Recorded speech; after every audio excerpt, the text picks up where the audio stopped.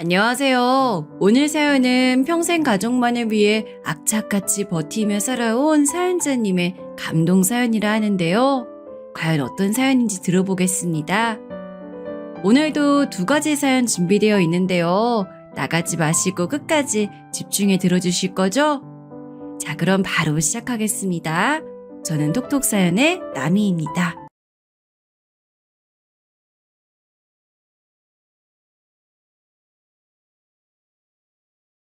안녕하세요. 저는 60대 여자입니다. 이 나이까지 살다 보니 더는 신기한 일도 대단한 일도 없을 줄 알았어요. 그런 제가 최근에 너무 신기한 일을 겪어 사연까지 보내게 됐습니다.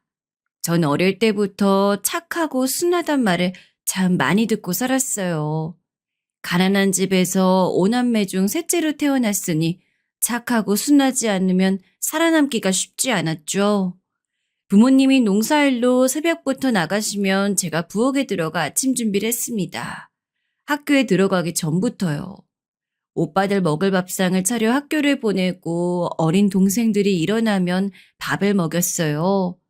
전 동생들이 남긴 밥을 대충 먹고 오전 내내 동생들을 돌봤습니다. 점심때가 돼서 부모님이 돌아오시면 저에게 착하고 기특하다고 입안에 작은 간식을 물려주곤 했습니다. 부모님은 가난하긴 했어도 다정한 분들이었습니다. 살림이 아무리 빠듯했어도 공부만큼은 공평하게 다섯 다 시켜주셨어요. 부모님은 힘드셨겠지만 그래도 다섯 다 고등학교까지 무사히 마친 덕분에 다들 좋은 직장에 들어갔어요. 오빠들은 대학까지 나와 다 서울로 올라갔고 저는 상고를 졸업하고 읍내 학원에서 아이들 주산을 가르쳤습니다. 제가 대학은 못 갔지만 그래도 고등학교 때 성적은 꽤 좋았어요. 첫째 오빠가 군대에 가면서 제가 자연스레 서울로 올라왔습니다. 둘째 오빠 혼자 지내는 게 걱정이 되기도 했고 저도 평생 살던 동네를 벗어나 보고 싶기도 했거든요. 전 대학생인 둘째 오빠를 챙기면서 서울에 있는 학원에 취직했습니다. 확실히 서울이 좋긴 좋더군요. 배우는 학생들도 많으니 월급도 많이 주고 건물도 크고 깨끗한 게 출근을 하면 제가 뭔가 대단한 사람이 된 것 같더라고요. 전 원체 아이들을 좋아했어요. 저는 한 학원에서 5년 넘게 일했습니다. 학원 일이 적성에 맞다 보니 다른 건 관심도 없이 일만 했어요. 그런 저를 예쁘게 보신 학원 원장님께서 남자를 하나 소개하셨습니다. 네, 맞아요. 그 남자가 바로 제 남편입니다. 원장 선생님께서 어릴 때부터 중마고로 지냈던 친구분의 아들인데 아버지가 큰 출판 사업을 하고 아들은 거기서 일한대요. 집안이 대대로 뼈대에 있는 집안이고 남자 나이가 궁합도 안 본다는 딱 4살 차이였어요. 성격도 활달한 게 얌전한 저와 아주 잘 맞을 것 같다고 하시더라고요. 저는 그때까지도 남자 손 한 번 잡아본 적 없는 쑥맥이었어요. 요즘 사람들은 그걸 모쏠이라고 한다죠? 제가 딱 그 모쏠이었습니다. 그 당시야 여자 나이 20대 중반 넘어가면 다들 노처녀라고 할 때라 안 그래도 저도 마음은 급했어요. 그래서 그 남자와 바로 선을 봤습니다. 다방문을 열고 들어오시는데 하늘에서 선녀가 내려오는 줄 알았어요. 아니, 설마 그 옷 선녀 옷이에요? 학원 근처 다방에서 만났는데 남편은 제가 맞은편에 앉자마자 칭찬을 늘어놓았습니다. 남자랑 단둘이 만나는 게 처음인 제가 뭘 알겠어요. 그냥 굉장히 재미있는 남자라고 생각했죠. 하지만 지금 생각해보면 남편은 아주 약은 능구렁이었습니다. 남편은 저를 대하는 게 아주 능수능란했어요. 저를 꼬시려고 작정하고 달려드는데 제가 안 넘어갈 수가 없더라고요. 남편은 처음부터 저와 결혼하고 싶었대요. 소개해준 원장선생님 말씀대로 순진하고 얌전해 보이는 게 결혼 상대로 딱이다 싶었답니다. 하지만 저는 좀 망설였어요. 남편은 사형제 중에 장남이었거든요. 형제가 많은 거야 저도 오남매 사이에서 자랐으니 어려울 거야 없었지만 그래도 아들만 줄줄이 있는 집에 맏며느리라는 게 듣기만 해도 쉬운 일은 아닐 것 같았어요. 맏며느리가 힘든 거야. 다 없는 집이나 그런 거지. 우리 집은 달라. 부모님이 재산이 많아서 당신 고생할 일 하나도 없어. 오히려 사모님 소리 들으면서 할걸? 그게 말처럼 쉽겠어요. 아무리 그래도 동서들 줄줄이 들어오면 아무래도 맏며느리로서 해야 할 일이 제일 많을 텐데. 아이고, 걱정도 팔자다. 내가 당신 손에 물 한 방울 안 묻히게 할 테니까 나 한번 믿어보라니까. 저는 남편의 감언이설에 깜빡 속아 넘어갔습니다. 그럴 수밖에 없었던 게 시댁은 친정과 너무 달랐어요.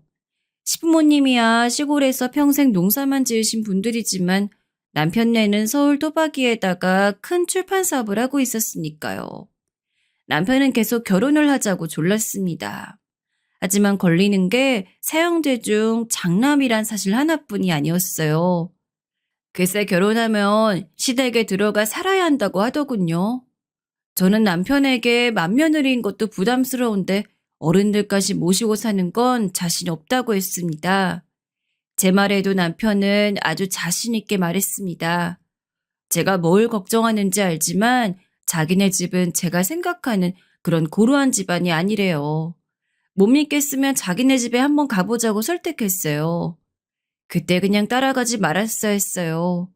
전 남편의 말을 100% 믿지도 않으면서 혹시나 하는 마음으로 따라갔습니다.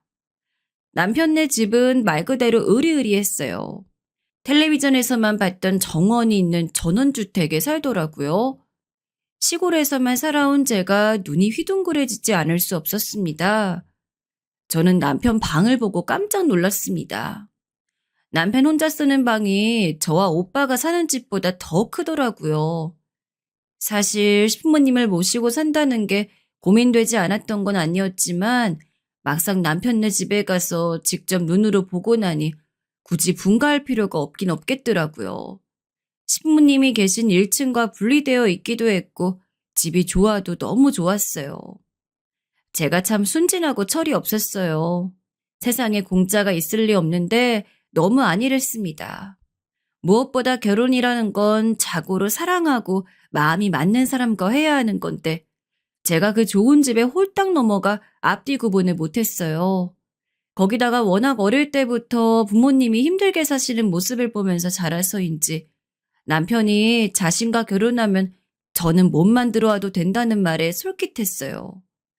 제가 결혼하면서 부모님께 부담도 안 드리고 이렇게 좋은 집에서 살게 되면 그것만으로도 효도하는 거니까요.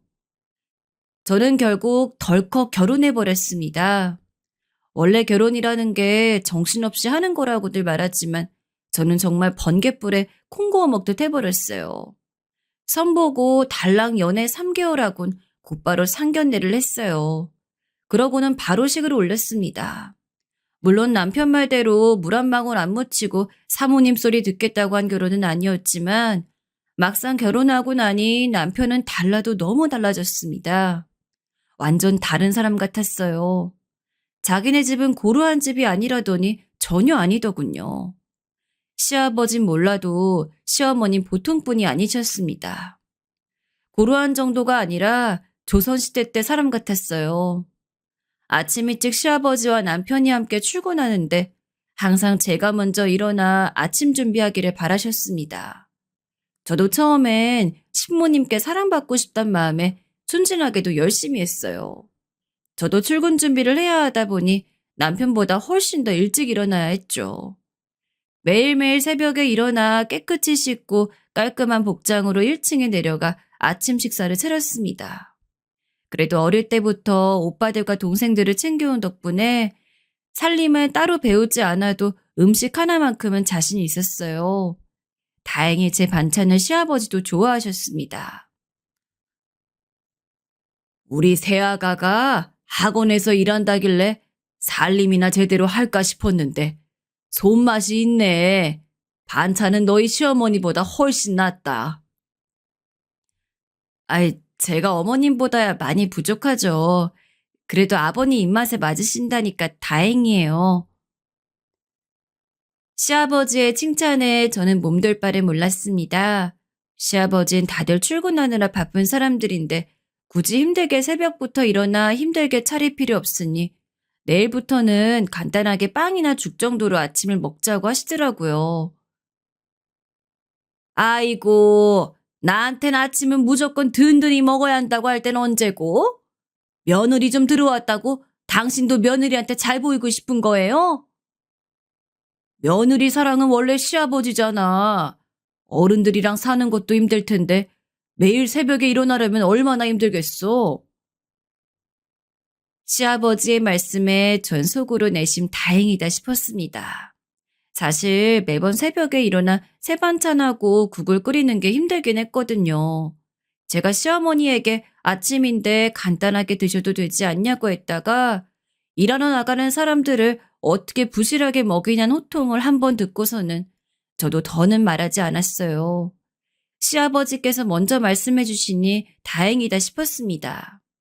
그런데 시아버지 남편이 출근하고 난 이후 설거지라는 제게 다가오신 시어머니께서 갑자기 화를 내셨습니다.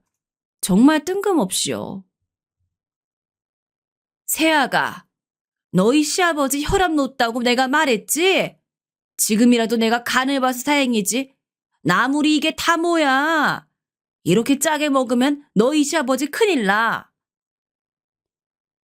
시어머니는 제가 만든 반찬을 가지고 트집을 잡더니만 제가 새벽부터 묻혀놓은 나물을 싱크대에 다 버려버리셨어요. 어머니, 아무리 그래도 그걸 왜 다 버리세요? 제가 다 간도 봤는데 어머니 말씀처럼 그렇게 짜지도 않았어요.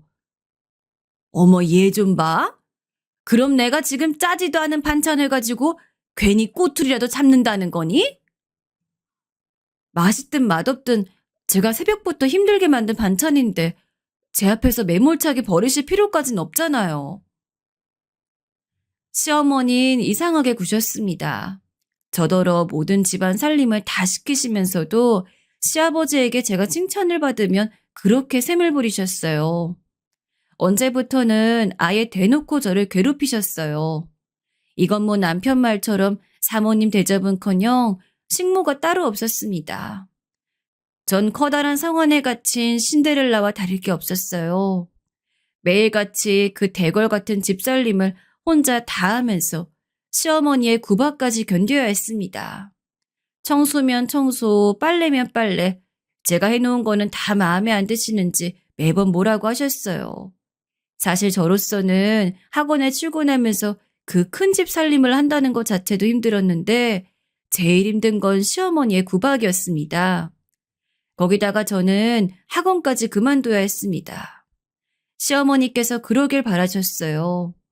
제가 학원에 출근하는 걸 가지고 자꾸 눈치를 주셨습니다.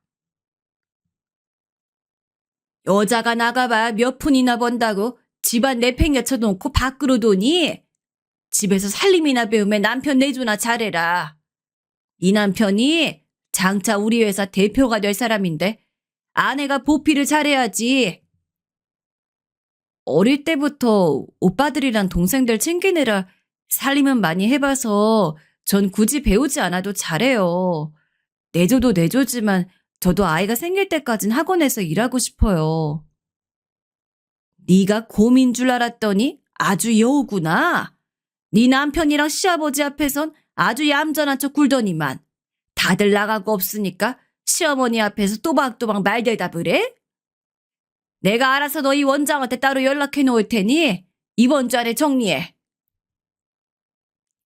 전 한 번 더 시어머니에게 제 생각을 말할 생각이었지만 시어머니는 막무가내였어요. 제 말은 들어주지도 않고 우리 같은 집안에서 며느리 일 시키는 걸 누가 알기라도 하면 사람들이 뭐라고 쑥덕이겠냐고 소리까지 버럭 지르시더라고요. 그때는 그런 시대이긴 했어요. 결혼한 여자가 나가서 일하면 남편이 능력이 없어 그런다고 생각했죠. 저는 결국 일을 그만두고 시어머니와 함께 집에 있었습니다. 그게 가장 힘들었어요. 저도 5남매 중 장녀로 어릴 때부터 집안 살림 챙기느라 고생할 만큼 했다고 생각했는데 시어머니와 함께 있는 건 차원이 다르더군요. 시어머니는 제가 일을 그만두자마자 정말 손 하나 까딱 안 했어요. 그 큰 집을 저 혼자 다 청소했습니다. 시어머니는 아침마다 지시만 하셨어요. 저는 마치 이 집에 고용된 직원처럼 움직여야 했습니다. 그뿐만이 아니었어요. 남편에게는 3명의 남동생이 있습니다. 제가 결혼할 당시에 다들 대학생들이었어요. 그랬으니 뭘 알겠어요.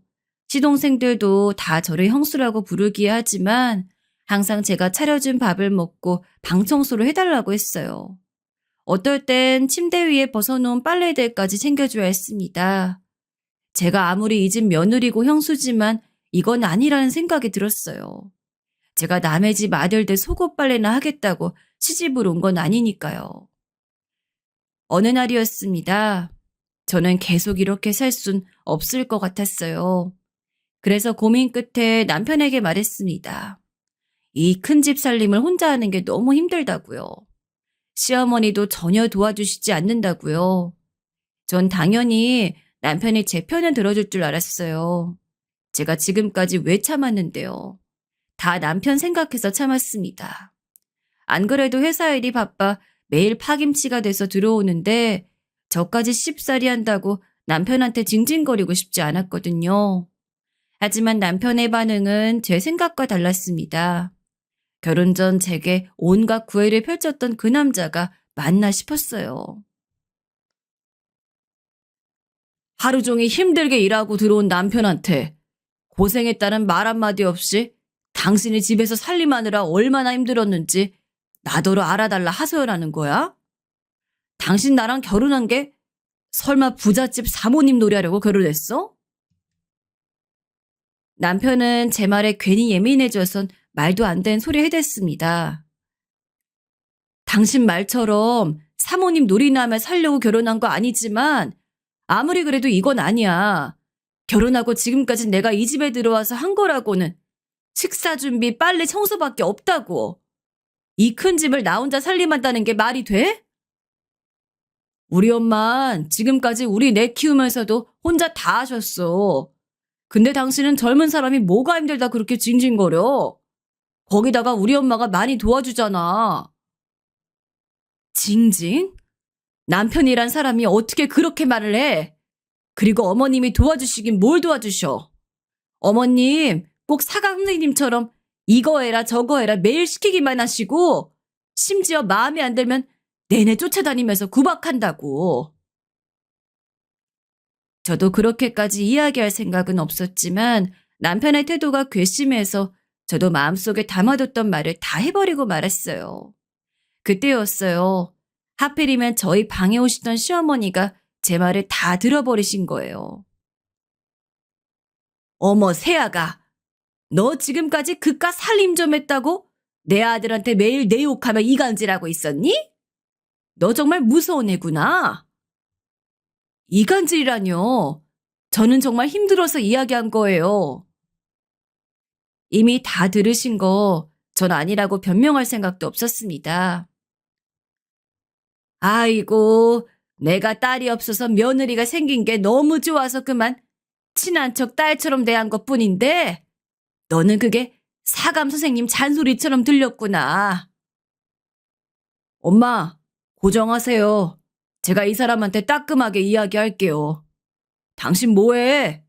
빨리 어머니께 사과드려. 시어머니도 남편도 도저히 말이 통하질 않았어요. 전 답답해서 그 방에 있을 수가 없었습니다. 저는 그대로 방을 나와버렸어요. 제가 방을 나가버리자 남편은 제 뒤에다가 대고 어디서 배워먹은 버릇이냐고 소리 질렀습니다. 그 순간 알겠더군요. 제가 속았다는 걸요. 제가 너무 뭘 몰랐어요. 착하고 순진하다는 건 그냥 멍청한 거였습니다. 제가 남자를 모르고 세상 물정을 몰랐으니 저렇게 겉과 속이 다른 남자한테 걸리고 만 거죠. 아들이 넷인데도 시어머니 항상 우리 장남하면서 저희 남편을 가장 예뻐했어요. 그래서인지 남편도 어머니에게 좀 남달랐습니다. 제가 보기에는 좀 과하다 싶을 때가 많았죠. 꼭 마마보이 같았어요. 우리 장남, 오늘도 차 조심하고 밥 잘 챙겨 먹어. 알지? 우리 장남이 장차 우리 집안의 미래라는 거. 알지. 엄마도 귀찮다고 자꾸 식사 거르지 마시고 잘 챙겨 드세요. 서른을 넘긴 다 큰 자식 엉덩이까지 두드리는 그 꼴을 보고 있으면 속이 마구마구 뒤틀렸습니다.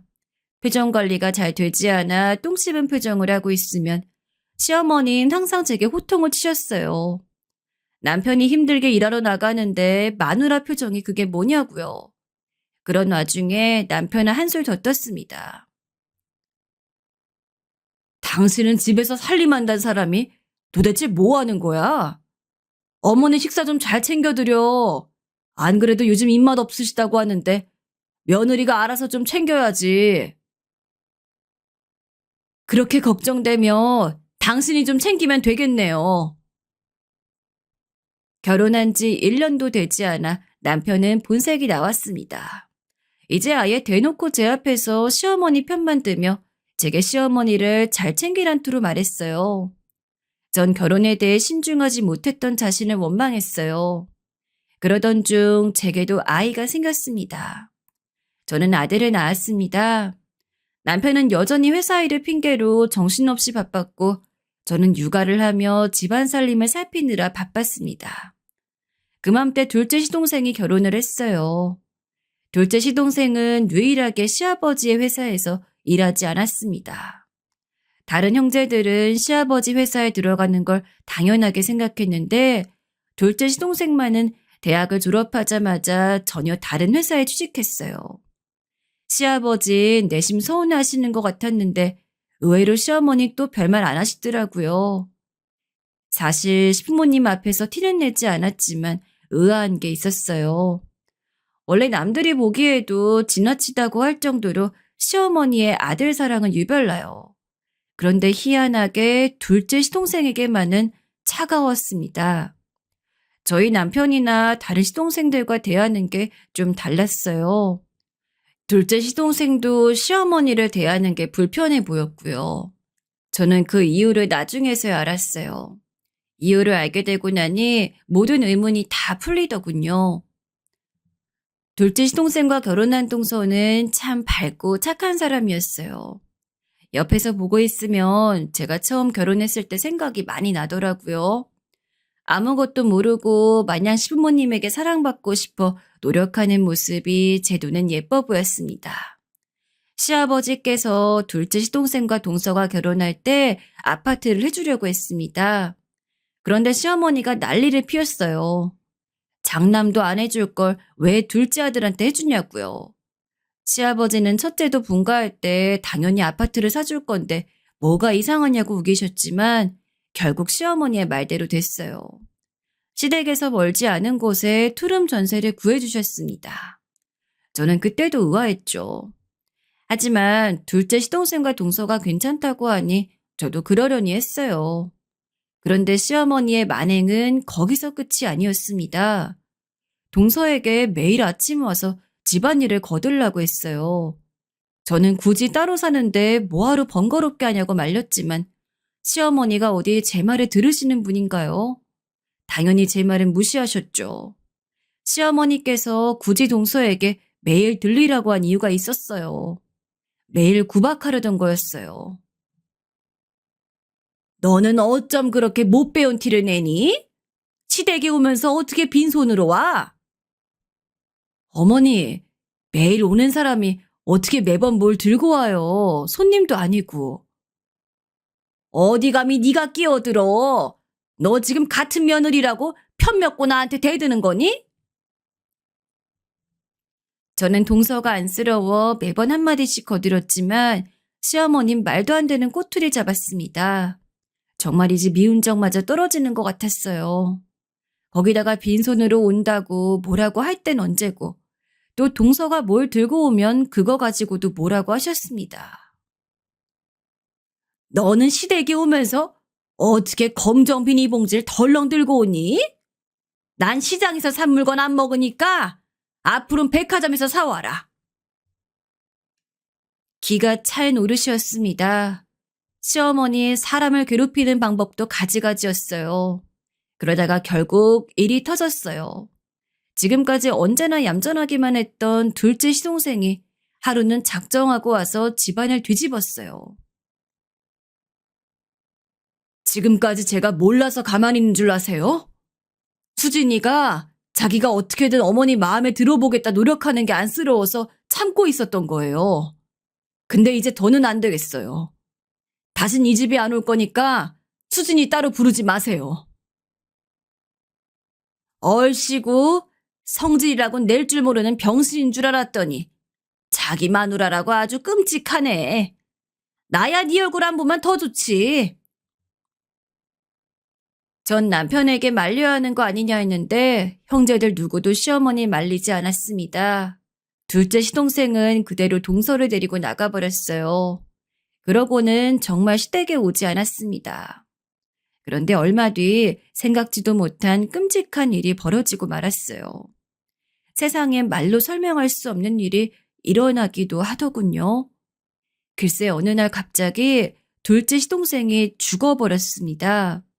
밤새 안녕이라더니 정말 자다가 그렇게 되어버렸다네요. 전날 동서와 평소처럼 잠들었는데 다음날 아침에 깨어나질 못했대요. 동서가 아무리 흔들어 깨어도 일어나질 않았답니다. 동서는 너무 놀라서 바로 구급차를 불렀지만 소용이 없었습니다. 안타깝게도 심장마비였어요. 더 가슴이 아팠던 건 당시에 동서가 임신 중이었어요. 산딸이 얼마 남지 않은 상태였죠. 엎친 데 덮친다는 말이 이럴 때 하는 말 같았습니다. 시아버지께서 얼마나 놀라셨는지 그만 의식을 잃고 말았어요. 시아버지는 장례식이 다 끝날 때까지도 일어나지 못하셨습니다. 전 이러다가 줄초상이 나는 게 아닌가 싶어 정말 걱정됐어요. 희한한 건 시어머니였습니다. 장례식장에서도 눈물 한 방울 안 흘리시는 건 물론이고 의식을 잃고 쓰러진 시아버지를 보고도 얼굴색 하나 변하지 않으시고 태어나더라고요. 시어머니의 반응이 이상하다고 생각했지만 상중이라 정신이 없어 신경 쓰지 못했습니다. 이야기를 나눌 틈도 없었고요. 그런데 장례식이 끝나자마자 시어머니께서 말도 안 되는 행동을 하셨어요. 이제 막 남편을 잃은 동서를 그 전셋집에서 내쫓아 버렸습니다. 둘째 너, 나 원망하지 마라. 너도 알겠지만 둘째는 내 뱃속으로 낳은 내 친자식이 아니야. 너희 시아버지가 바람 피어 밖에서 낳은 후레자식이지. 자존심 강한 너희 시아버지가 사람들에게 들키기라도 할까봐 전전긍긍해서 내가 지금까지 말 한마디 안 하고 숨겨주기야 했지만 나도 이제 더는 못해. 전 시어머니의 말에 경악을 금치 못했습니다. 정말 몰랐어요. 물론 시어머니께서 둘째 시동생을 다른 형제들과 다르게 대한다는 건 알고 있었지만 친자식이 아닌 줄은 생각도 못했어요. 남편도 시동생들도 저에게 이야기해 준 적 없었고요. 그제야 지난날 이상하다고 생각했던 의문들이 단번에 풀리더군요. 시어머니는 둘째 시동생을 다른 형제들과 똑같이 키웠다고 하지만 아니라는 걸 모두가 다 알고 있었습니다. 그래서 시아버지도 다른 형제들에게는 무뚝뚝하고 엄하게 하셔도 둘째 시동생에겐 너그럽고 인자한 아버지였던 것 같아요. 아무래도 시아버지에겐 아픈 손가락이었을 테니까요. 자신이 잘못하고 실수로 낳은 자식이기야 하지만 본의 아니게 눈칫밥을 먹게 했으니 마음이 좋지 않으셨겠죠. 그렇게 평생 미안해하고 안쓰러워하던 아들이 잘못됐으니 쓰러지실 정도로 충격을 받으시만 했습니다. 어머니, 저 이제 막 상 치렀는데 제가 지금 당장 어디를 가요? 어딜 가긴 어디로 가? 너희 집으로 가면 되지. 나 지금까지 네 남편이랑 너 아들 며느리로 대하면서 매일 밤 얼마나 울었는지 알아? 그러니까 잔말 말고 이 집에서 나가. 너희 시아버지 깨어나기 전에 내 눈앞에서 썩 사라지라고. 시어머니께서는 시아버지가 일어나면 시끄러워질 테니 지금 당장 나가라고 했습니다. 전 동서가 안쓰러워서 남편의 옆구리를 찔렀어요. 어떻게 좀 해보라고요. 그러자 남편 반응은 찌질하기 짝이 없었습니다. 어머니 말 틀린 거 하나도 없다네요. 장례식까지 치러준 것도 어머니가 정말 많이 배려한 거라고요. 시어머니와 남편의 마음도 모르는 거 아닙니다. 남편이 밖에서 나온 혼외 자식을 자식들과 함께 키운다는 게 당연히 쉬운 일은 아니죠. 그 이야기를 들었을 때 시어머니가 대단하다는 생각도 들었어요. 하지만 아무리 그래도 임신까지 한 동서를 내쫓다는 건 너무한 일 같았어요. 동서는 정말 아무것도 없이 맨몸으로 쫓겨났습니다. 시어머니가 바로 전세 계약을 빼버렸어요. 전 시아버지가 깨어나시기만을 바랬습니다. 시아버지가 깨어나시면 동서를 저대로 두실 리 없으니까요. 그런데 시아버지는 영영 깨어나지 않았습니다. 그대로 중환자실에 계시다 결국은 돌아가셨어요. 그 이후로 시댁에는 많은 변화가 있었어요. 시아버지의 회사는 남편이 물려받았습니다. 시어머님 뿌듯해 하셨어요. 물론 저도 기쁘죠. 밉든 곱든 제 남편인데 잘 되면 좋은 거니까요. 하지만 마음만은 편치 않았습니다. 뭔가 나쁜 짓을 하고 모르는 척 외면하고 있는 것만 같았어요. 저는 동서가 걱정됐습니다.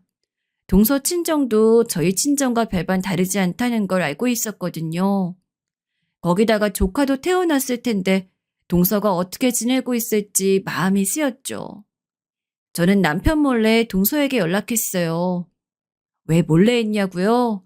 시아버지가 돌아가셨을 때 제가 동서에게 연락해야 하는 거 아니냐 했는데 남편이 난리를 쳤어요. 말도 안 되는 소리라고요. 안 그래도 시아버지가 돌아가셔 회사 일로 싱숭생숭한데 그런 쓸데없는 일에 신경 쓸 겨를이 없다고 하더군요. 남편이란 인간이 원래 매몰차고 자기밖에 모르는 인간인 줄은 알았지만 없던 전까지 뚝 떨어졌어요. 그랬으니 남편 몰래 동서를 찾아갈 수밖에 없었습니다. 그런데 그제라도 동서를 찾아가길 잘한 것 같아요. 안 그랬으면 전 아마 평생 후회했을 겁니다. 동서가 사는 집으로 갔는데 말이 아니더라고요. 갓난아기를 데리고 다 쓰러져가는 다세대 주택에 살고 있었어요. 겉만 봐도 금방 무너질 것처럼 허술해 보였고 집안에는 벽지 가득 곰팡이가 있었어요. 동서 말이 이 집도 간신히 구했답니다. 시댁을 나갔을 때 임신 상태라 할 수 없이 친정이라도 들어가 살아보려 했는데 친정도 상황이 좋지 않았대요. 전 참으려고 했는데 눈물이 쏟아졌어요. 이것저것 동서 주려고 사온 음식들을 먹이려고 주방에 들어갔는데 도저히 참을 수가 없더군요. 냉장고를 열었는데 정말 먹을 게 하나도 없더라고요. 아기 젖을 먹인 엄마가 도대체 뭘 먹고 살았나 싶을 정도로요. 저는 저녁을 차려주고 잠깐 나갔다 온다고 하고 나왔습니다. 그리고 결심했어요. 남편과 시어머니가 외면한 일을 제가 해야겠다고요. 제게는 남편이 모르는 비상금이 있었습니다. 친정 부모님께서 돌아가시며 형제들에게 공평하게 나눠주신 재산이 있어요. 아버지가 가지고 계시던 땅을 똑같이 증여해 주셨거든요. 거기까진 남편도 알아요. 시골에 제 앞으로 작은 땅이 있다는 건요. 그런데 친정어머니께서 돌아가시기 전에 형제들에게 주신 재산이 또 있습니다. 각각 1억씩 주셨어요. 세금 다 내고 1억씩이요. 지금까지 자식들이라고 해준 것도 없이 고생만 시켰다면서 죽을 때만이라도 챙겨주고 싶다고 따로 모아두셨더라고요. 그 돈은 어떻게 써도 너무 가슴이 아플 것 같아 도저히 쓸 수가 없었습니다. 그래서 지금까지 고스란히 가지고 있었어요. 지금 이런 상황에서는 써야 할 것 같았습니다. 동서와 조카를 보고도 모르는 척 할 수 없었어요. 전 통장에 있는 돈을 모두 다 인출해서 동서에게 줬습니다. 시어머니랑 우리 남편, 좋은 사람들은 아니지만 나야 어찌됐든 그 집 사람이잖아. 내가 대신해서 동서한테 사과할게. 이거 가지고 집부터 하나 구해서 애랑 둘이 행복하게 살아. 형님, 제가 이 돈을 어떻게 받아요? 저 정말 이 돈 못 받아요. 동서, 꼭 힘내야 해. 이 돈 절대 안 갚아도 되는 돈이니까 나한테 미안해할 거 하나 없어. 꼭 건강하게 잘 살아. 동서는 한사코 거절했지만 저는 봉투를 냅다 조카 이불 속에 넣어두고 집을 나왔습니다. 문 밖까지 동서의 울음소리가 들렸습니다. 전 계단에 주저앉아 동서의 울음소리가 잦아질 때까지 기다리다 집에 돌아왔습니다. 저는 60이 넘은 지금까지도 그날 일을 후회하지 않아요. 오히려 제가 가장 잘한 일이라고 생각해요. 만약 그렇게 하지 않았다면 평생 후회하며 살았을 테니까요. 그런데 역시나 인생은 예상치 못한 일의 연속이더라고요. 남편이 시아버지 회사를 물려받은 이후 회사 상황이 안 좋아졌어요. 시대가 변하면서 출판업계가 안 좋아진 탓도 있다지만 시동생들은 제 남편의 경영 방식을 탓하더군요. 형제들끼리도 결국 사이가 틀어졌어요. 시동생들도 결혼하고 가정이 생기니 망해가는 회사만 믿고 있을 수 없다면서 둘 다 회사를 나가버렸습니다. 회사가 휘청할 때까지도 언제나 남편 편을 들던 시어머니께선 시동생들과 사이가 틀어지고 나자 그때부터는 남편 탓을 하시더군요. 시어머니 말이라면 껌뻑 주던 아들들이 아예 발길을 딱 끊었으니까요. 상황이 걷잡을 수 없이 나빠지다 보니 시어머니와 남편 사이까지 금이 가더라고요. 장난만 믿으라고 다 알아서 할 수 있다 그러더니만 이게 뭐야? 이러다가 네가 회사 말아먹기라도 하면 내가 나중에 저승에 가서 너희 아버지 얼굴을 어떻게 보니? 엄마까지 왜 내 탓을 해? 그리고 엄마는 어차피 저승 가서도 아버지 얼굴 못 봐. 재수 씨 그렇게 내쫓은 거 아버지가 아시면 엄마 얼굴 절대 안 보려고 하실걸? 뭐냐? 너 이 새끼 장남이란 놈이 그게 애미한 탈소리야? 회사는 부도를 맞았습니다. 그 일로 집안은 산산조각이 났어요. 모든 원망과 책임은 온전히 남편이 떠안아야 했어요. 한순간에 모든 것이 무너졌습니다. 지금까지 기고만장하게 자신만 믿으라 큰 소리 떵떵 치던 남편은 빈털터리가 됐고요. 저와 남편, 시어머니, 그리고 제 아들까지 네 사람의 인생은 하루아침에 달라졌습니다. 사업이라는 게 그렇더군요.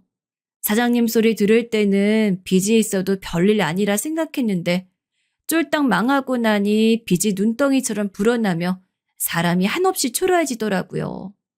결국은 그 대궐 같은 집을 팔아야만 했습니다. 그러지 않고서는 빚쟁이들은 감당할 수가 없었어요. 그때부터 걱정이 이만저만이 아니었어요. 아들도 학교에 들어가야 하고 시어머니 연세도 많으신데 당장 살 집도 한 칸 없었으니까요. 여보, 그러고 보니 우리 땅 있잖아. 장인어른이 주신 땅. 아유, 다행이다. 장인어른이 그 땅 주실 때는 얼마 되지도 않는 걸 굳이 자식들 다 나눠주시나 싶었는데 그게 이렇게 쓸 데가 있네. 남편은 그거 얼마 되지도 않는 거 물려받았다 무시할 땐 언제고 그 땅이라도 있어서 다행이라고 좋아하더군요. 이젠 놀랍지도 않았습니다. 남편이 헛소리하는 게 하루 이틀 일도 아니니까요. 저는 결국 제 땅을 팔았습니다. 남편이나 시어머니 위해서가 아니라 저와 아들을 위해서였어요. 집이라도 구해야 아들 학교라도 보낼 수 있을 것 같아서요. 그때 이후로 제 삶은 달라졌습니다. 시집살이야 많이 했지만 그래도 결혼하고 지금까지 그 대궐 같은 집에 살면서 살림만 하고 살던 세월은 꿈만 같았어요. 남편도 저도 제대로 된 일자리라도 구하려 애써봤지만 생각처럼 쉽지 않았어요. 그때부터는 정말 하루도 쉬지 않고 일만 했어요. 땅을 팔아 간신히 작은 집이라도 하나 구했지만 얼마 되지 않은 남은 돈으로는 내 식구 풀칠하기도 벅찼거든요. 남편은 뭐라도 해보겠다고 직업소개소 같은 곳을 전전하며 하루하루 일하기 바빴고 저는 식당이며 청소일까지 돈 되는 건 다 했습니다. 그 와중에도 끔찍한 건 시집살이는 계속됐다는 겁니다. 저와 남편이 일하는 사이 시어머니께서 아들을 봐주셨는데 힘들다고 매일같이 죽는 소리 하셨습니다. 그리고 툭 하면 남편은 원망했어요. 이게 다 남편이 잘못하고 못나서 일어난 일이라며 책임을 지라 하셨어요. 책임? 엄마 그걸 말이라고 해? 내가 지금 엄마 책임지고 있잖아. 그렇게 불만이고 싫으면 다른 자식한테 가버리던지. 남편은 시어머니와 다툴 때마다 집을 나가버리곤 했습니다. 그러고는 일주일씩 집에 안 들어왔어요. 저야말로 하루하루가 끔찍하고 서러웠습니다. 남편 없이 시어머니와 있다 보면 저도 참기 힘들어서 아들을 데리고 집을 나가버리고 싶을 때가 한두 번이 아니었어요. 그렇게 세월이 흘렀습니다. 남편이 사업을 망해 먹고 아등바등 산 지가 벌써 20년이 넘었네요. 그 사이 참 많은 일이 있었어요. 그래도 둘이 열심히 벌다 보니 어느새 내 식구가 먹고 살긴 하더군요. 그런데 중간에 남편이 저와 상의도 안 하고 장사를 하겠다고 나섰어요. 그 바람에 또 돈을 날렸습니다. 그때 충격으로 시어머니께서 정신줄을 놓으시더니 결국 치매를 앓으셨어요. 제가 얼마나 불쌍하게 살았는지 가늠이 되시나요? 시어머니는 치매에 걸려 똥기저귀까지 차고 계시면서 제게 못되게 구셨어요. 밥 줘. 왜 밥을 안 줘? 여보, 인연 좀 봐. 나 밥도 안 주고 물도 안 줘서 굶겨 죽이려 한다니까. 조금 전에 밥 드셨잖아. 물도 한 바가지 먹고. 자꾸 나한테 밥 안 준다고 소리 지르면 확 요양원에 보내버릴 거야. 저도 제가 그런 소리까지 할 줄 몰랐습니다.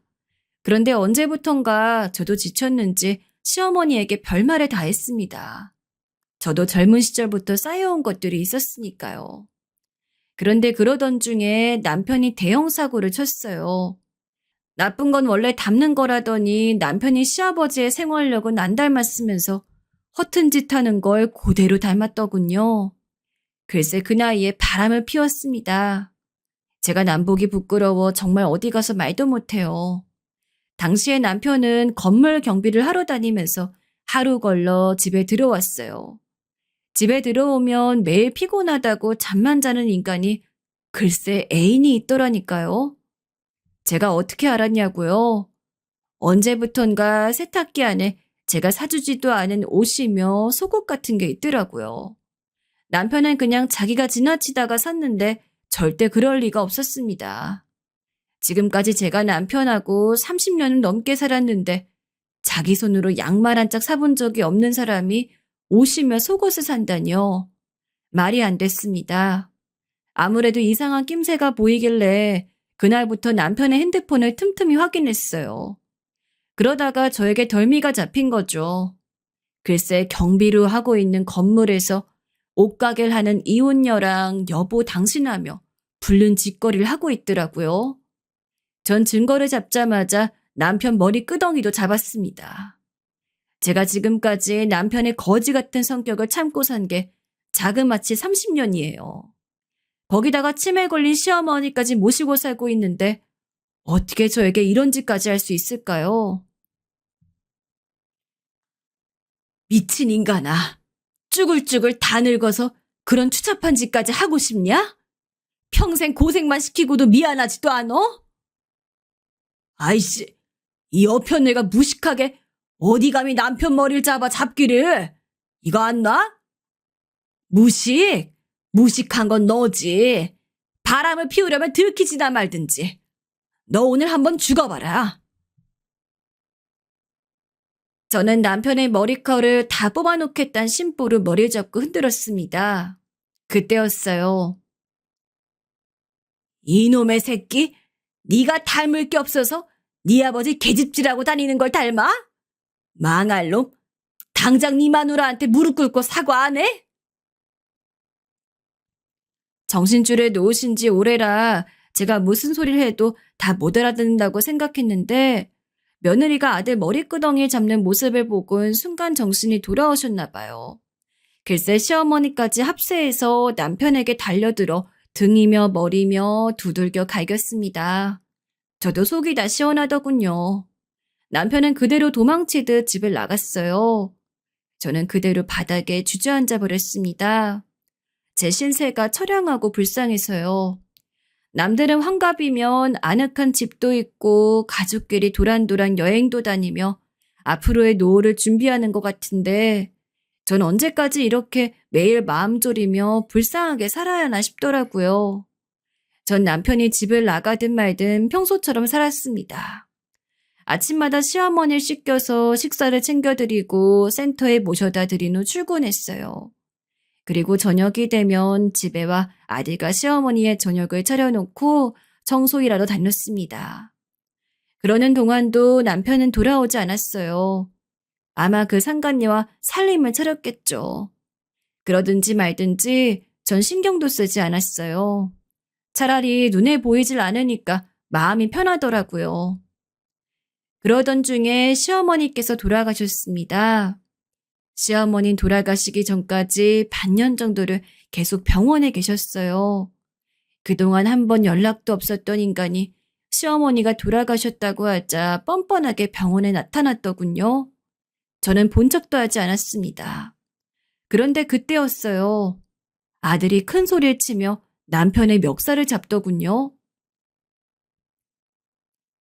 아버지가 무슨 낯짝으로 여길 나타나? 할머니 병원 계시다고 그렇게 연락했는데 한 번을 안 오더니만. 돌아가시니까 나타나? 당신이 그러고도 인간이야? 알고 보니 시어머니가 병원에 입원했을 때 아들이 저 몰래 남편에게 연락을 따로 했었나 봐요. 아들이 연락했는데도 남편은 오지 않았던 거죠. 저는 저도 모르게 웃음이 튀어나왔습니다. 너무 기가 막히고 어이가 없으니 사람이 웃음이 나오더라고요. 전 아들에게 화도 내지 말라고 했어요. 저건 인간도 아니라고요. 저런 인간한테 뭐하러 힘을 쓰니? 네 입만 아프지. 아들, 이 집 잘난 장남 왔으니 우린 그만 집으로 가자. 전 남편의 멱살을 잡은 안쓰러운 아들 손을 놓아주었습니다. 그리고 남편에게 말했어요. 내가 이 순간을 얼마나 기다렸는지 몰라. 난 이제 내 도리 다 했어. 드디어 너랑도 끝이야.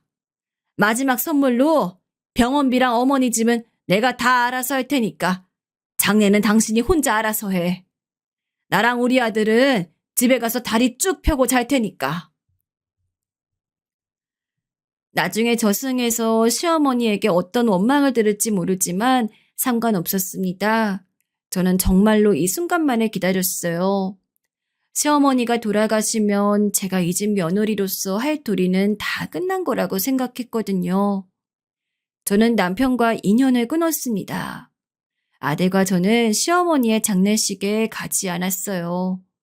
그리고 이혼도 해주지 않았습니다. 그 상간녀와 평생 그렇게 살든지 말든지 관심 없었어요. 하지만 제 아들이 있는데 딴 년이랑 멀쩡한 부부로 사는 꼴은 절대 못 보겠더라고요. 그게 저의 처음이자 마지막 복수라면 복수였습니다.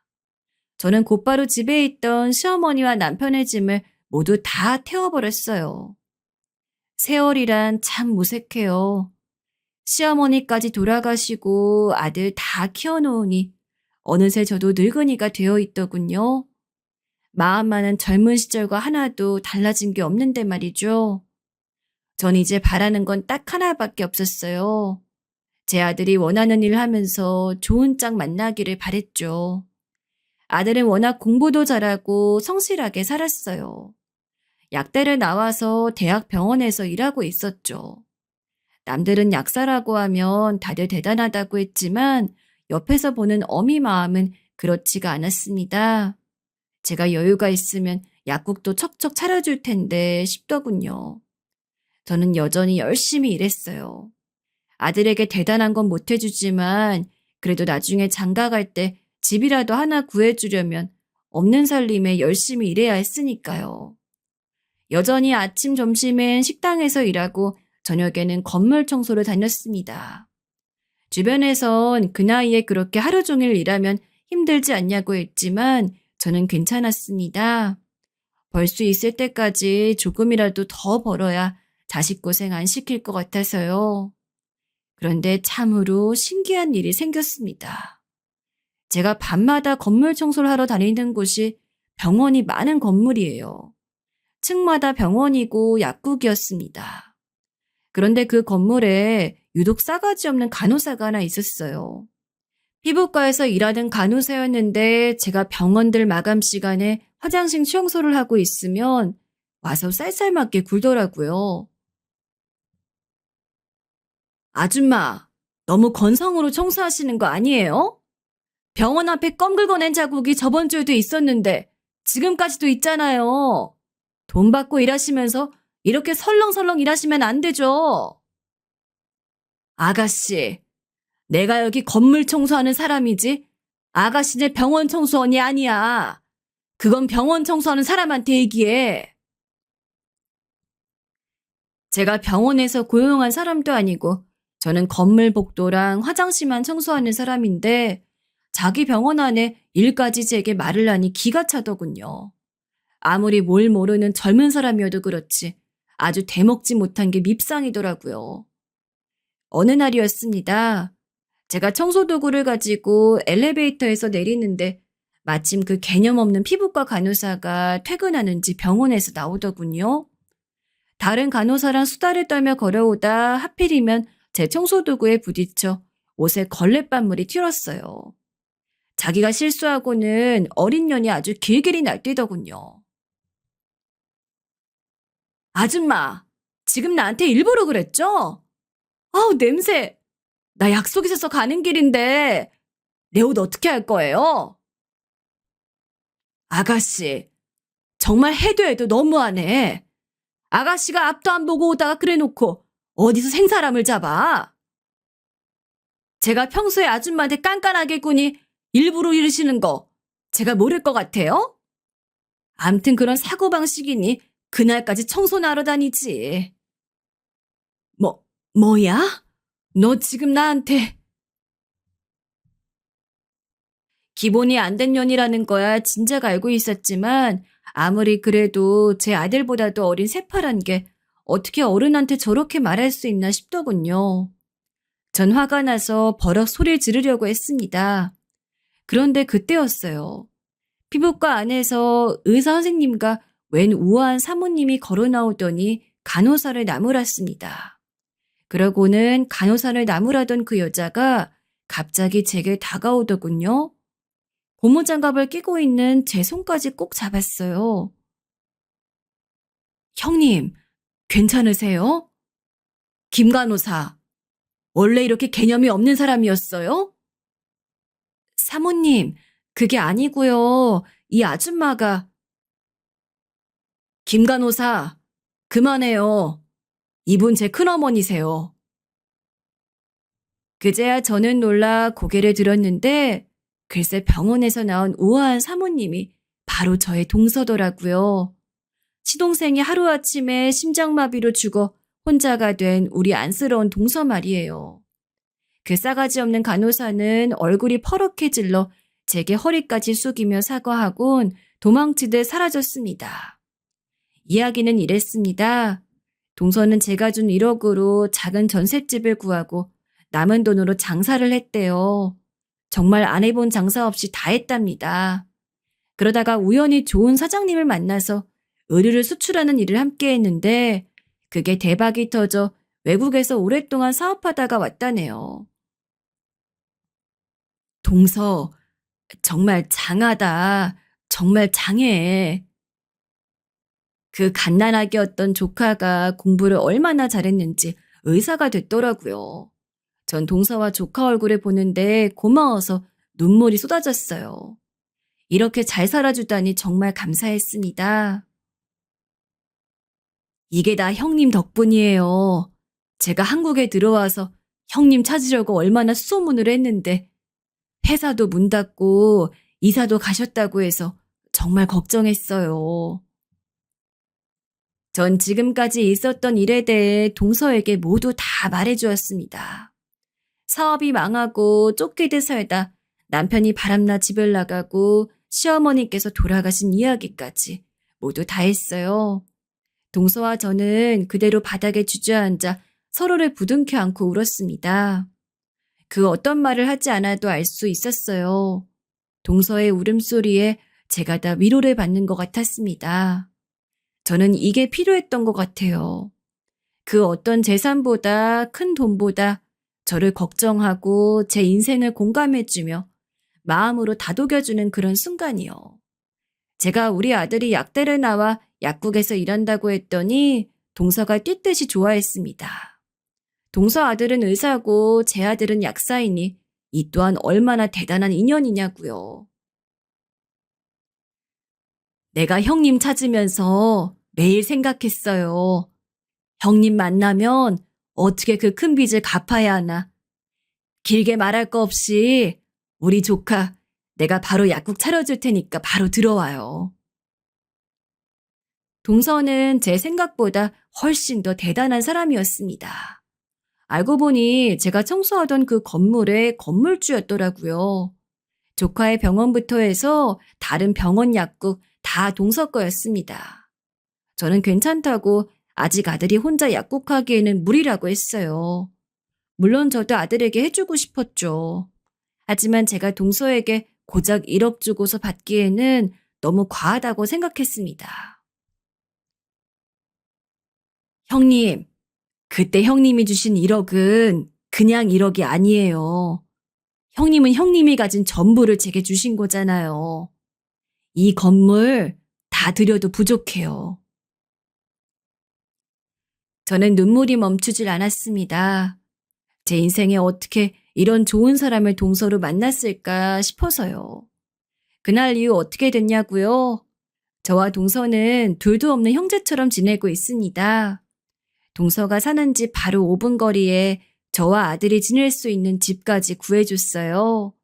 동서 건물에 아들 약국까지 내줬고요. 전 집이 달라도 매일같이 동서네 집에 출근했습니다. 지난 30년간 만나지 못한 회포를 매일같이 풀고 있어요. 평생 빚들 날이라고는 없을 것만 같았던 제 인생에도 이런 황금 같은 시간이 오긴 오네요. 전 어느 때보다 행복한 시간을 보내고 있습니다. 앞으로도 아들 장가 보낼 때까지 열심히 살 거예요. 여러분에게도 저처럼 황금 같은 시간만 있으시길 바라겠습니다. 저의 긴 인생 이야기 들어주셔서 감사합니다. 안녕하세요. 요즘은 제가 살아갈 이유가 다시 생겨서 여러분들에게 제 이야기를 하려 해요. 제 이야기가 워낙 굴곡져서 못 믿으실 분들이 계시겠지만 모두 사실만을 적을 테니 한번 봐주시면 감사할 것 같습니다. 사람들 다 제각기 나름대로의 힘듦이 있다고들 하잖아요. 저 역시도 마찬가지였습니다.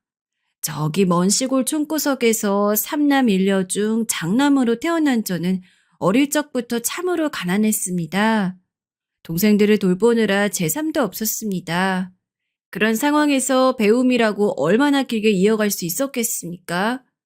중학교까지만 간신히 나오고 고등학교부턴 집에서 조금 떨어진 지방 동네로 가서 공장에 취직해 일을 해야 했습니다. 벌면 버는 족족 집으로 보내고 정작 저는 라면 하나로 하루를 때우는 일들도 많았지만 그땐 그래도 그게 아주 힘들지만은 않았습니다. 게다가 사람이 힘든 일이 있으면 기쁜 일도 있다고 공장 일을 하면서 생활비로 집에 보내는 돈을 제외하고 10,000원, 20,000원 아껴가며 22살이 되던 해에 몇백만 원 정도를 모았는데 저는 그거로 아는 지인분을 도와 작은 사업을 하나 시작하게 되었습니다. 지금 생각해보면 그분을 만난 것이 제 인생에 있어선 천운이라고 해도 과언이 아닙니다. 경훈아, 나중에 공장 그만두고 나랑 같이 일이나 하자.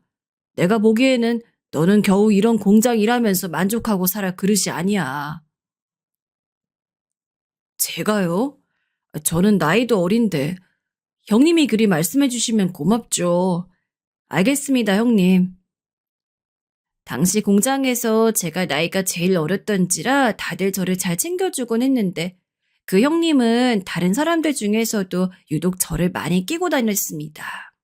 술도 사주고 밥도 사주고 공장 일이 고되고 힘들었지만 버틸 수 있었던 이유 중 하나는 바로 형님이 있었던 덕분일 겁니다. 원래 같았으면 저는 저 밥 먹고 월세 낼 돈만 제외하면 전부 집에 보냈을 겁니다. 하지만 형님이 자신에게 굉장히 아이디어가 있다며 일단 나중에 더 큰 일을 하기 위해서라도 개인적으로 돈을 모아야 한다는 조언을 듣고 그렇게 푼돈이라도 모아서 자본금을 만들었어요. 그리고 결과적으로 저는 그때 형님의 말을 들었기에 20대 중후반쯤 돼선 그래도 제법 남부럽지 않게 잘 살 수 있었습니다. 당시 부모님은 시골에서 농사를 짓고 계셨지만 연세가 있으신지라 몸이 안 좋아 일을 하기 힘드신 상황이었어요. 그나마 제가 일이 잘 되어서 돈을 많이 벌었기 때문에 그때부터는 온 가족이 말 그대로 온전히 제 수입에 의존해서 살게 되었습니다. 미안하다, 병훈아. 너한테만 이렇게 의지해서 어쩌니? 내가 몸이라도 좋으면 어디 나가겠구만. 정말 죄인이구나. 아니에요, 어머니. 왜 그런 말씀하세요? 지금은 제가 넉넉하니까 충분히 해드릴 수 있어요. 그런 걱정 마시고 이번에 보낸 돈 생활비랑 병민이 학비로 잘 써주세요. 아이고, 내 아들 일이 착해서 어쩌니. 고맙다, 병훈아. 고마워. 너 없으면 어쩔 뻔했는지. 조금은 부담스럽긴 했지만 그래도 가족들이 제게 고맙다는 말을 수시로 하고 표현해 주니 그리 힘들지 않다는 생각도 들었고 어찌 보면 돈 있는 제가 도움을 주는 게 당연하다는 생각도 들었습니다. 오빠, 우리 다 오빠 존경하는 거 알지? 오빠가 우리 학비도 챙겨주고 맛있는 것도 사주고 해서 편하게 돈 걱정 없이 공부할 수 있어. 아니야. 오빠로서 당연히 책임져야 하는 거지. 니들은 아무 걱정 말고 공부만 열심히 해. 나머지는 오빠가 알아서 다 해줄 테니까. 알겠어. 우리 오빠 진짜 멋져. 가끔 동생들이 저렇게 말해주면 어깨가 절로 으쓱해졌어요. 그리고 저는 그 책임감으로 더 열심히 일하곤 했습니다. 하지만 삶의 궤도는 늘 바뀌더군요. 제가 30 중반이 되었을 때 부모님이 갑작스럽게 돌아가셨습니다. 슬픔도 잠시 장례식이면 뭐며 온갖 절차들을 장남인 제가 다 처리해야 했기 때문에 눈코 뜰 새 없이 바빠 부모님을 잃은 것에 대한 눈물을 흘릴 시간도 없었습니다. 장례식을 끝마쳤는데 뭔가 공허하더라고요. 그리고 동생들도 각자의 삶이 바쁘다 보니 별 말도 없이 헤어지게 되었죠. 병은아, 요즘 뭐 힘든 거 없니? 어, 오빠 난 괜찮아. 오빠 근데 어쩌지? 나 지금 얼른 애들 보러 가야 해서. 오늘 애들 아빠가 회사에서 늦게 오거든. 다음에 통화하자. 아, 그래. 알겠어. 오래간만에 동생들에게 전화를 해도 동생들은 다들 바쁘단 이유로 전화를 끊었고 그게 참 못내 섭섭했습니다. 그 후 만성적이고 이상한 우울감에 시달리게 되었어요. 선생님, 제가 왜 이러는 걸까요? 부모님 돌아가시고 1년이 지났는데도 마음이 허하고 이상하게 자기 전엔 눈물까지 납니다. 제가 생각해도 제가 너무 이상해요. 요즘은 일에도 집중이 안 돼서 큰일 났습니다. 그때 의사 선생님이 약을 처방해 주시면서 제게 많은 조언을 해주셨는데 제게 그간의 삶이 어떤지 한번 생각해보고 글로 적어보라 하시더라고요. 마치 일기처럼요. 그래서 전 처음으로 제 삶을 되돌아보게 되었어요. 사실 저는 돈 벌어먹고 사는 게 바빠 변변찮은 연애도 한번 제대로 못했어요. 물론 동생들은 다 잘 자라서 각자 일도 하고 결혼도 하고 잘 살고 있었지만 그렇게 가족들만을 위해서 헌신하며 살다 보니 정작 내 삶은 없더라고요. 저는 사회에서 흔히 말하는 노총각이었습니다. 이제 더 이상 제가 돌볼 가족도 없다 보니 저도 제 나름대로의 가족을 꾸리고 싶었지만 여자를 소개해줄 만한 지인도 없었어요. 공장 일하면 친해졌던 사람들도 세월이 흐르면서 다 연락이 끊겼고 그나마 제가 이렇게 잘 살 수 있게 해준 형님과는 끝까지 연락을 하고 지냈으나 이미 사고로 돌아가셨기에 저는 마음 놓고 제 이야기를 할 수도 없었죠. 한마디로 저는 꽤 고립되어 살아온 거였어요.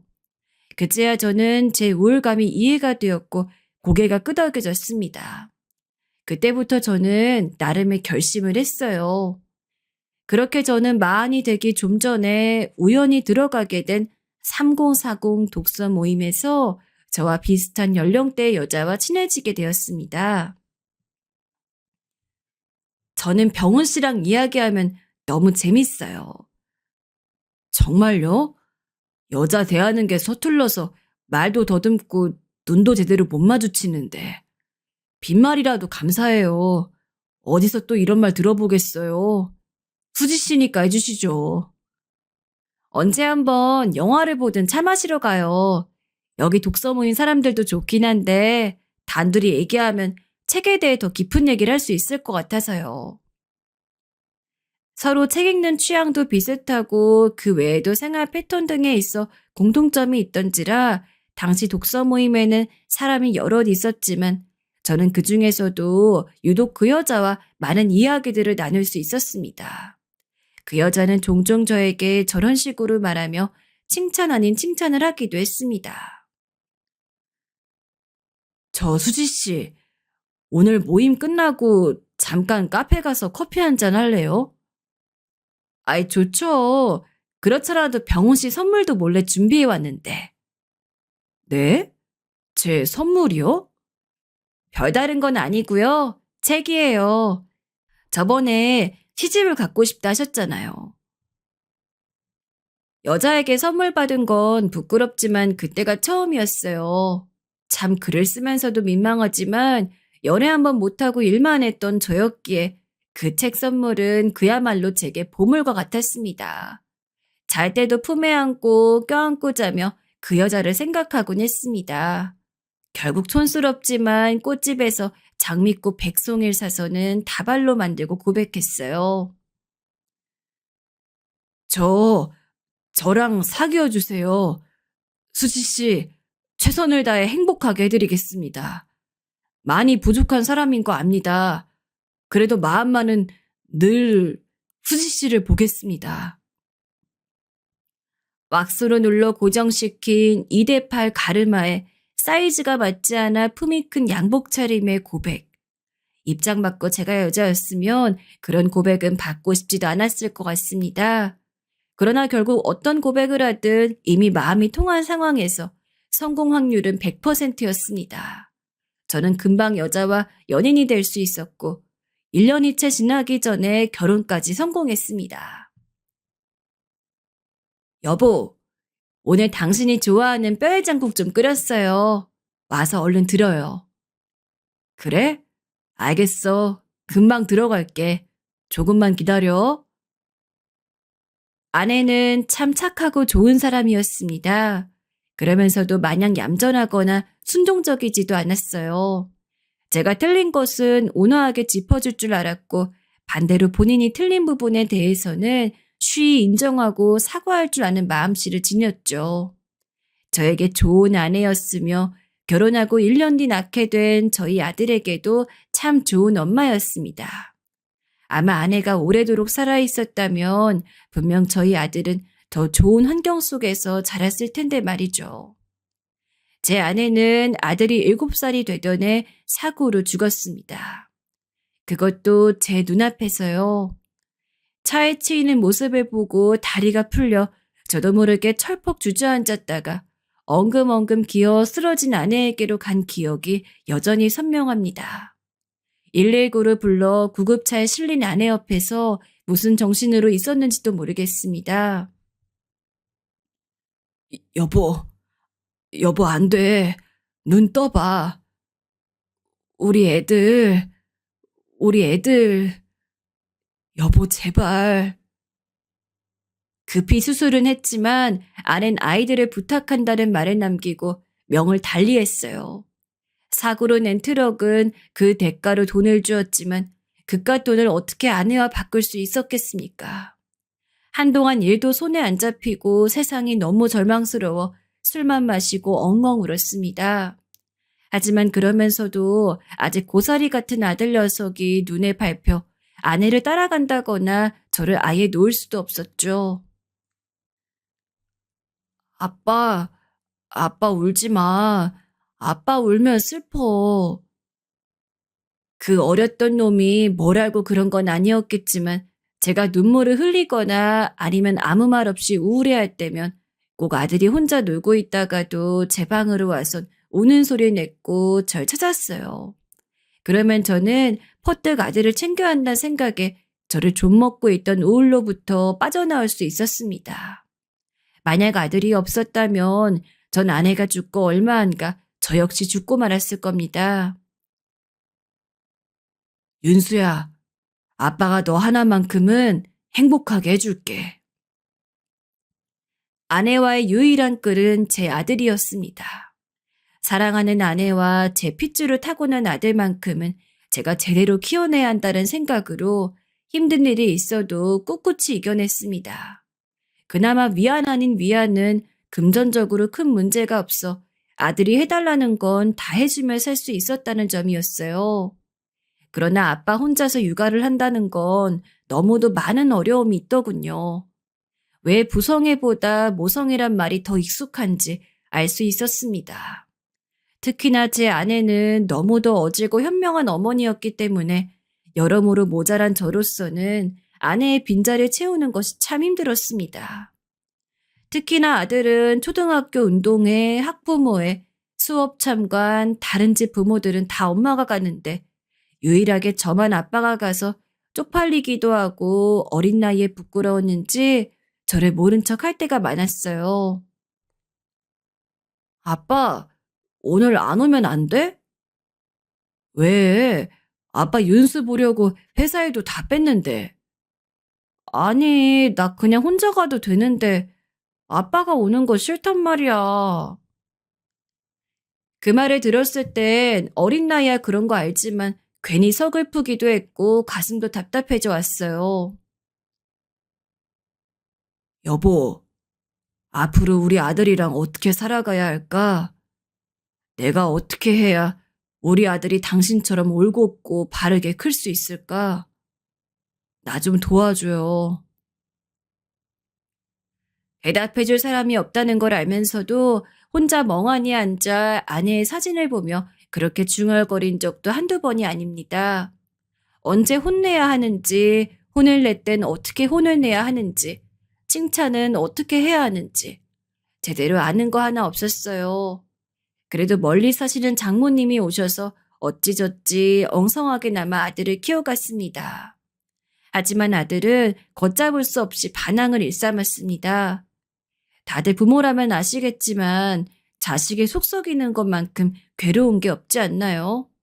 차라리 제가 아내였다면 더 현명하게 대처했겠지만 저는 그러지 못했습니다. 너 어제 담배 그거 뭐야? 어디서 아버지 담배를 훔쳐다 피래? 네 나이가 몇인데 담배야? 저번에 학부모 상담 갔더니 담임 선생님이 너 옥상에서 술도 마셨다던데. 이놈 자식아, 네가 그러고도 학생이야? 학생이면 학생답게 해야지. 그만 방황할 때도 됐잖아. 왜 이리 부모 속을 썩여? 아이씨, 그만 좀 해요. 귀 따가워 죽겠네 진짜. 나 친구네 집에서 잘 테니까 찾지 마세요. 뭐야? 이놈 자식, 너 지금 집 나가겠다고 선전포고라도 하는 거야? 당장 들어와. 지금 안 들어오면 영영 못 들어올 줄 알아. 아들이 쾅 소리 내며 문을 닫고 나갈 때 저는 그야말로 무너질 것 같았습니다. 나야 이제 나이 들고 그러면 죽으면 그만이지만 이 세상에 홀로 남게 될 아들이 부모 없이도 아무 문제 없이 잘 살아가기를 바랬습니다. 그런데 제 욕심대로 자식이 크지 않더군요. 괜찮아, 김서방. 잘하고 있어. 원래 저맘때면 다 한 번씩 밖으로 걷돌아. 내 딸도 사춘기 땐 그리 얌전하지 않았어. 지금은 절에도 다 철들고 알아서 부모 곁으로 기어들어와. 너무 걱정하지 마. 내가 잘 말해볼 테니 오늘은 좀 쉬게. 제가 복이 많은 놈인지 인생이 고비를 지날 땐 그래도 늘 한 명씩 은인은 있었던 것 같아요. 이 시절엔 제게 장모님이 있었습니다. 장모님은 제가 밥을 제대로 못 챙길까봐, 아들 때문에 힘들어할까봐, 그 먼 거리에 오셔서는 반찬도 넣어주시고, 아들에게 말도 해주시고, 저를 위로해 주셨습니다. 아내와 결혼할 때, 자넨 이제 내 아들이야 라고 말씀하셨는데, 아내가 떠나고 나서도 정말 저를 그렇게 대해주시더라고요. 장모님의 그 따스한 위로와 온기 덕분에 저는 조금씩 씩씩한 아빠가 되어갔습니다. 다행스럽게도 아들은 고등학교에 입학한 이후 스스로 방황을 멈췄고 집으로 돌아왔습니다. 아빠, 내가 힘들게 해서 미안해. 나 때문에 아빠가 늙은 것 같아. 어느 날 제 흰머리를 보더니 아들이 저리 말했습니다. 유전적으로 조금 흰머리가 빨리 생기는 편이었는데 아들은 그게 자기 탓이라 생각한 모양이었어요. 눈물을 뚝뚝 흘리며 말하는 아들을 보니 저도 그제야 마음이 많이 풀렸고 아들이 이제 엇나가지 않겠다 싶어서 한시름 놓았지요. 그날도 저는 아내를 찾아 속으로 고맙다고 속삭였습니다. 우리 아들 돌아오게 해줘서 고맙다고요. 아들은 그 후에 고등학교 시절 공부도 열심히 해서 대학도 제법 좋은 곳으로 골라갈 수 있었습니다. 아들의 대학 합격 여부가 발표되던 날 얼마나 울었는지 모릅니다. 그리고 먼저 떠난 아내 생각이 났습니다.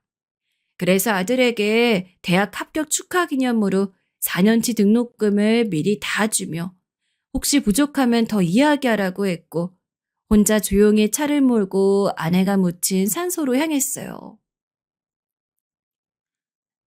여보, 우리 아들이 벌써 대학교에 갈 나이가 되었어. 이제 성인이야. 처음에는 당신 없이 어떻게 나 혼자 키우나. 너무 앞이 막막하고 깜깜했는데 다행히 착한 당신 성품 닮아서 엄마 없이 자라면서도 너무 잘 자라주었어. 당신도 하늘에서 다 보고 있었지? 오늘따라 유독 당신이 보고 싶다. 말은 없었지만 저는 그 산소에서 아내의 웃음소리가 들리는 것 같았습니다. 저를 격려하는 아내의 미소가 보이는 것 같았어요. 그날은 아내의 그 미소를 마음에 품고 가벼운 발걸음으로 내려올 수 있었네요. 대학에 가서도 아들은 삐뚤어질 만한 일 없이 교우 관계도 좋고 학과에서는 누구보다 성적이 잘 나오고 여러모로 제 자랑이 되어주었습니다. 한 해 한 해 지날 때마다 점점 제 손이 필요한 일들은 사라졌고 이제 비로소 아들도 자기가 스스로 자립할 수 있을 만한 나이가 되어갔는데 시원하기도 하고 섭섭하기도 하고 아들이 건강하게 그리고 올바르게 자라준 것은 너무나 고마웠지만 어릴 때부터 제 품에 끼고 살아왔던 유일한 아들인지라 막상 진짜 부모 품을 떠난다고 생각하니 말로 표현하기 힘든 슬픔이 있더라고요. 게다가 아들이 대학을 졸업하고 직장에 다니기 시작한 뒤 얼마 지나지 않아서 저희 집에 결혼하고 싶은 사람이라고 여자를 한 명 데려왔을 때 유독 더 그 마음이 들었습니다. 아버지, 결혼하고서도 자주 찾아뵐게요. 너무 걱정하지 마세요. 그래. 알겠다. 자주 찾아와라. 차 막힐 것 같으니 얼른 가. 네. 아버지 그럼 저희 가보겠습니다. 제가 서운해하는 게 눈에 보였는지 아들이 그렇게 말하긴 했지만 사실 그게 문제는 아니었어요. 왜 시집살이나 자식들 결혼할 때 깐깐한 건 시어머니라고 하잖아요. 맹세하는데 제가 어지간한 집 시어머니들보다 더 철저하게 확인했을 겁니다. 힘들게 키운 아들이기에 절대로 제 아들보다 부족한 여자에게 장가를 보내고 싶지 않았어요. 돈이 없는 건 괜찮습니다. 하지만 결국 인성이 바르지 않으면 그건 어떻게든 제 아들에게 해를 끼칠 수밖에 없습니다. 아들에게 가끔 여자친구가 있냐고 물었을 때 없다고 그러면 여자를 만날 때는 다른 것도 아니고 무조건 성품이 어떤지부터 봐야 된다. 얼굴이 예쁘거나 혹은 집에 돈이 많은 게 당장은 좋아 보일 수 있어도 결국 네가 나중에 누군가와 결혼까지 하게 된다면 그 무엇보다도 그 여자가 얼마나 너를 진정으로 생각하며 너와 꾸려나갈 가족에 대해서 어떠한 생각을 가지고 있는지가 그 무엇보다도 중요해. 이걸 명심하고 사람을 만나도록 해라. 라고 이야기하곤 했기에 아들이 결혼까지 생각하다며 데려온 여자를 꼼꼼하게 확인하는 것은 당연했습니다. 한 달 동안 며느리 될 사람 얼굴을 10번은 넘게 본 것 같습니다. 그러니까 부모님이 아니고 삼촌 밑에서 자랐다고? 네, 아버님. 저희 엄마가 일찍 돌아가시고 아버지가 일로 바쁘신 바람에 삼촌 밑에서 자라게 됐어요. 아버지가 자주 찾아와 주시긴 했는데 아무래도 일터가 지방이고 계속 옮겨 다니셔야 하는 직종이라 같이 살 수 없었어요. 그랬구나. 그럼 우리 아들이랑은 직장 다니다 만났다고 했나? 네, 직장에서 저를 잘 챙겨주고 하다 보니까 마음이 맞게 됐어요. 일도 겹치는 게 많았고요. 이제와 생각하면 그때 며느리에게 참 미안합니다. 애초에 결혼을 수락했으면 수락하는 거고 반대했으면 반대하는 거지 하루가 멀다 하고는 집에 들리게 해서 재미도 없는 노인네랑 이야기하게 만드는 건데 며느리 입장에서 그게 뭐 얼마나 기꺼웠겠습니까? 하지만 피치 못할 사정으로 삼촌 밑에서 자랐던 며느리를 검증하지 않을 순 없었습니다. 그래도 며느리는 확실히 인성이 된 사람이었습니다. 제가 딱히 하라고 하지 않았는데도 제 아들에게 제 번호를 물어서는 안부 연락을 하기도 했어요. 결혼 전에 말입니다. 그런 모습을 보니 아무리 저라고 해도 쉬이 결혼을 반대할 수 없었습니다. 이왕 하는 거 행복하게 오래오래 살아야 한다. 아들 녀석 결혼하는 걸 보는데 참 오만 가지 생각이 들었습니다. 언제 저렇게 쑥쑥 커서는 자기만의 인생을 살아가게 되었는지. 아들이 떠나간 집은 꽤나 쓸쓸했지만 그래도 며느리 손잡고 자주 찾아와서 그리 적적하지만은 않았어요. 아버님, 오늘 아버님 좋아하는 미역국 해드릴게요. 뭐 타러 왔니? 추운데.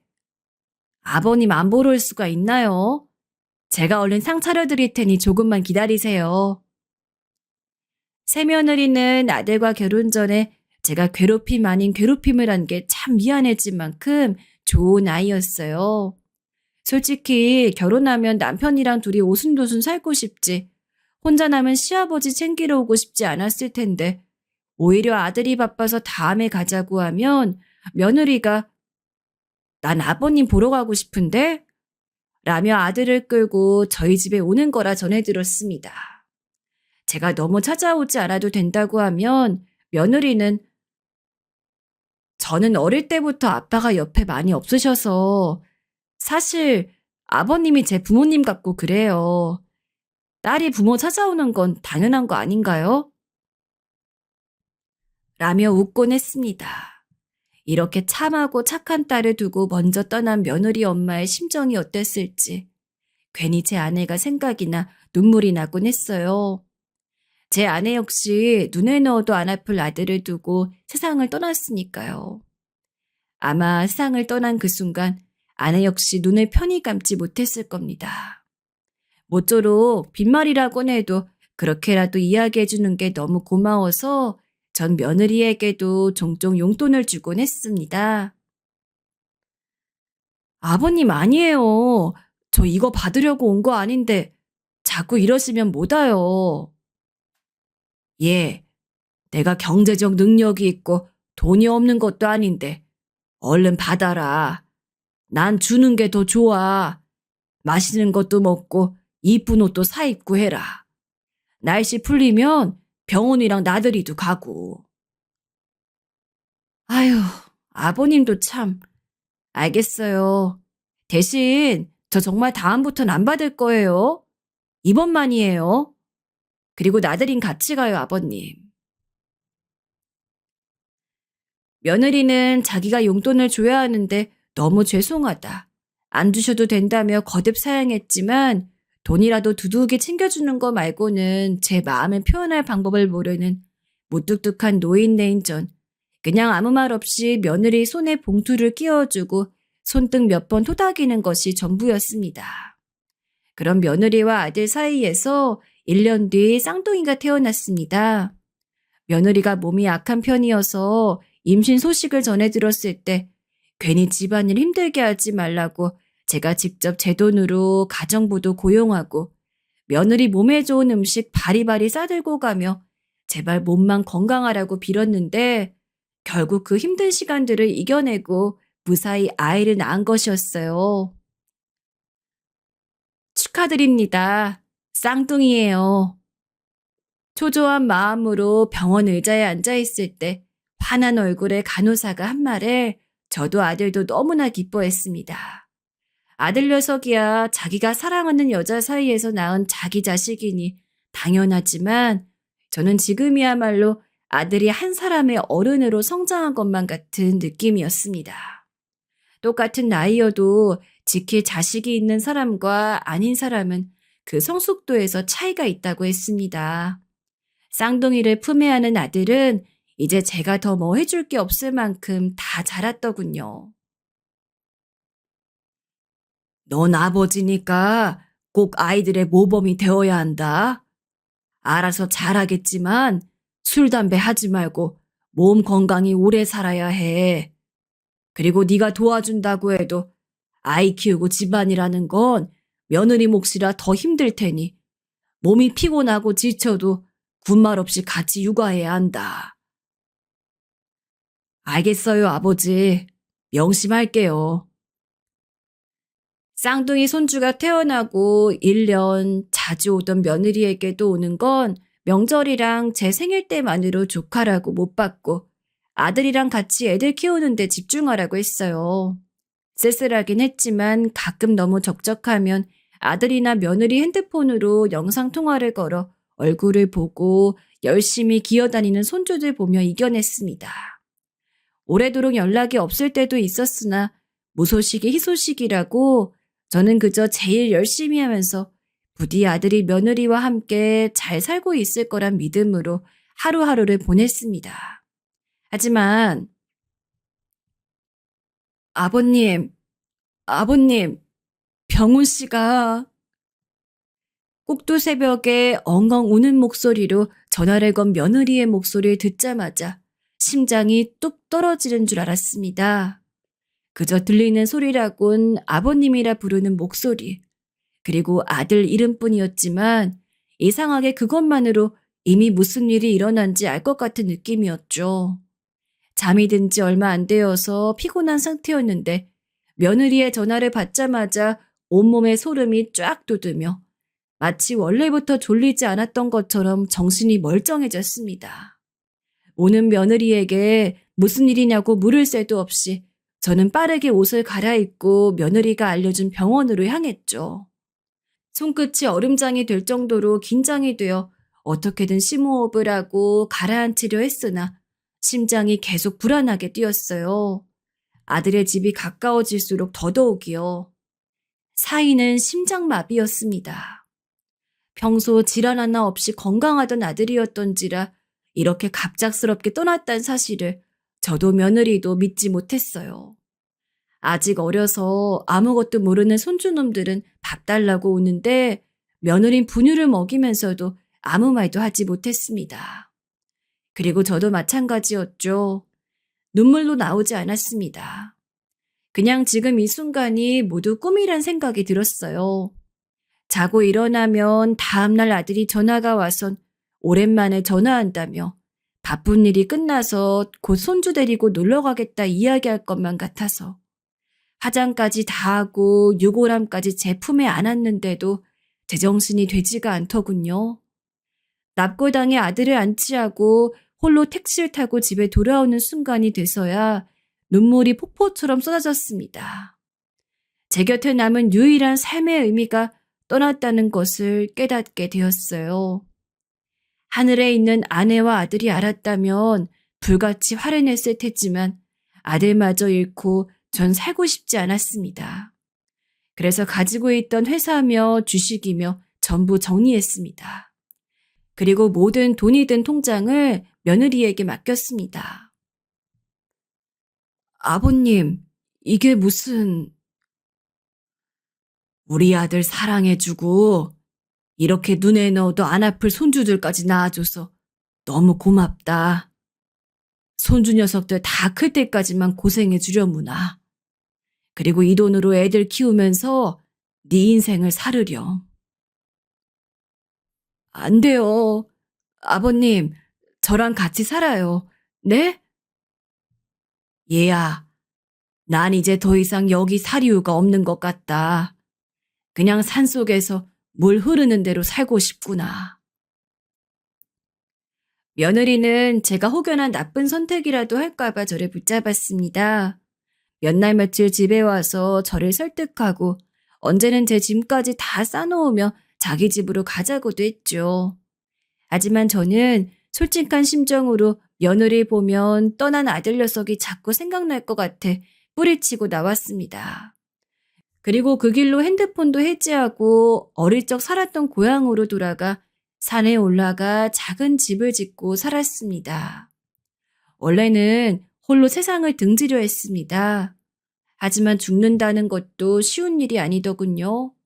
어떤 때는 겁이 나서 어떤 때는 실패해서 참 질기게도 붙어있는 목숨이었던지라 결국 누구와도 부딪히지 않고 혼자 살다 조용히 떼대서 떠나는 것만이 유일한 방법이라고 생각했어요. 늘 많은 돈으로 풍족하게 살아오다 갑자기 산속에서 혼자 나무 엮어 집 만들고 허름하게 사는 것은 쉬운 일이 아니었지만 어차피 살고 싶어 사는 것이 아니었기에 아무래도 좋았습니다. 1년, 2년, 3년. 그저 멍하게 끼니가 되면 밥을 해 먹고 졸리면 자고 그러기를 반복하다 보니 어느새 30년이란 시간이 흘렀습니다. 시간이 약이라고 처음에는 잠깐 다른 생각만 해도 아들이 머릿속을 가득 메웠는데 그쯤 되니 아들의 목소리도 얼굴도 희미해지고 이전보다 생각도 잘 안 나더군요. 하지만 여전히 제 마음은 너무도 공허했습니다. 난 사랑하는 사람들을 죄다 빨리 잃을 운명인지, 만약 그렇다면 하늘도 너무하지. 어떻게 아내도 아들도 이렇게 일찍 데려가는 건지, 가끔 식재료를 사러 아래 마을로 내려갈 때 아니면 최대한 몸을 숨기며 살았기 때문에 친한 지인도 당연히 없었습니다. 그 산은 오로지 저만이 있는 공간이었죠. 처음에는 외로웠으나 이젠 외로운 게 뭔지도 모를 지경이었어요. 늘 그렇게 살았으니까요. 솔직히 점점 세상을 등지고 싶다는 생각이 스며들었습니다. 그러던 어느 날 낯선 젊은이 2명이 제가 집을 지어놓은 곳까지 올라왔어요. 가끔 등산객들이 있긴 했으나 전 애초에 등산객이 지나지 않은 곳에 지내고 있었기 때문에 사실상 집 근처에서 사람을 보는 게 처음이었어요. 누구시오? 여기는 등산로가 아닌데. 길을 잘못 든 건가 싶어서 누구냐 물었더니 웬 사진 같은 걸 들고 한참을 저와 비교하던 젊은이 2명이 대뜸 저를 할아버지하고 불렀습니다. 순간 아직 고사리 같던 어린 손주 녀석들이 떠올랐습니다. 좀 더 가까이 가서 얼굴을 보았을 땐 확신도 할 수 있었습니다. 먼저 떠난 내 아들 녀석이 남긴 자식들이 맞다고요. 손주 녀석들이야 워낙 어렸을 때 헤어졌으니 애들 얼굴은 기억 못한다지만 다 자란 손주 녀석들은 제 아들을 빼다 박은 듯 닮아 있었어요. 낳은 건 지 어미가 낳았을 텐데 어찌 그리 아들로만 빼닮았는지.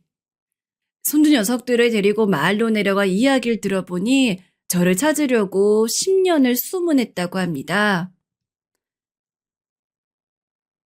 엄마가 할아버지를 무척이나 보고 싶어 해요. 평생 이렇게 혼자 살아도 된다 다짐했는데 막상 저를 찾아온 손주들과 저를 그리워한다는 며느리의 이야기를 전해 들으니 충동적으로 얼굴을 보러 가고 싶더라고요. 그래서 못 이기는 척 손주들 손에 이끌려 서울에 올라가 며느리를 보게 되었습니다. 거짓말 같게도 얼굴을 보자마자 눈물이 펑펑 쏟아지더라고요. 헤어질 적보다 주름도 많이 져 있고 늙어 있었지만 제가 기억하는 그 며느리였습니다.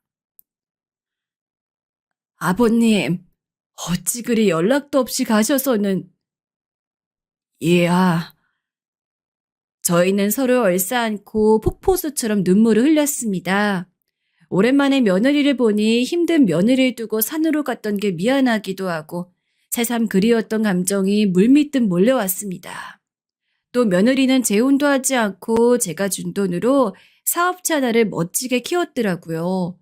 식품 공장이었는데 쌍둥이 손주들도 자기 엄마를 도와 같이 일하고 있었습니다. 전 재산을 다 넘기었는데 그걸 허투루 쓰지 않고 의미 있게 쓰기 위해 아버님 생각하며 힘든 시기도 이겨냈다고 하더라고요.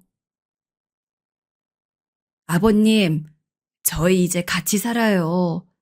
저 공장이 자리 잡힌 이후론 아버님 오래도록 찾았어요. 이제야 찾게 됐으니 더는 놓기 싫어요. 제가 잘 모실게요. 그렇게 하게 해주세요. 얘야, 네 제의는 너무 고맙지만 솔직한 심정으로 이미 오래도록 살아온 내 고향이 좋기도 하고 굳이 나라는 짐을 얹어주고 싶지 않구나. 나는 지금 사는 이대로가 무척 편하단다. 니들 눈에 불편해 보여도 괜찮아. 그런데 그때 손주 녀석들이 나섰습니다. 할아버지, 엄마가 할아버지 얘기를 평소에 참 많이 하셨어요. 할아버지가 되게 좋은 분이셨다고요. 할아버지 보고 싶다고 혼자 우시기도 했어요. 그냥 저희 엄마 소원 들어드리는 셈 치고 같이 살면 안 될까요? 솔직히 손주 녀석의 말에 마음이 조금 흔들렸습니다. 허나 저는 끝까지 거절하고 다시 제 집으로 왔어요. 집에 와서도 몸은 바쁘게 놀렸지만 계속 눈물 흘리는 며느리와 손주 녀석들 생각이 머릿속에서 사라지지 않았어요. 이렇게 만난 것도 인연일 터인데 내가 거스르려 하는 것이 아닌가. 날 찾은 며느리의 마음을 몰라주는 것이 아닌가. 하지만 그런 생각을 한 지 며칠 안 돼서 이번엔 며느리가 직접 저를 찾아왔습니다.